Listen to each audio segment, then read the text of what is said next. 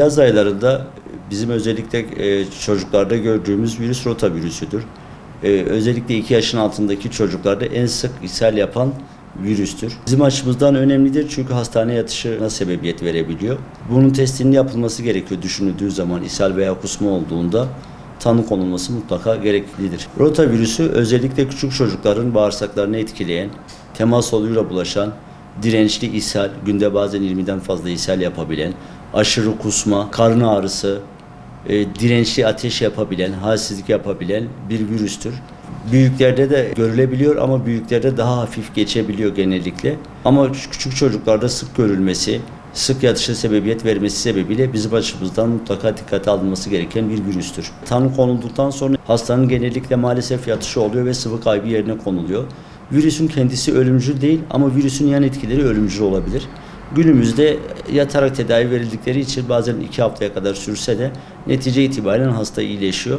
Şimdi rotavirüsün aşısı var. Küçük çocuklarda, 3 ayın altındaki çocuklarda eğer çocuk 3 ayın altındaysa yapmak gerekiyor. Sağlık Bakanlığı aşıyı öneriyor. Eski bir aşı, güvenilir bir aşı, yan etkileri az. Aşıyı yaptıktan sonra %90-95 koruyuculuk sağlıyor. Yani her iki çocuk da rotavirüsü geçiriyor ama aşı olan hafif geçiriyor diğerine göre. Yani biri diyelim günde 20 defa ishal oluyor, diğeri günde 1-2 defa ishal oluyor. Biri bir hafta yatıyor, diğeri bir gün yatıyor. Netice itibariyle aşının mutlaka faydası var. Dediğim gibi eski bir aşı, 1990 yılından beri ilk Hindistan'da bulunan bir aşı.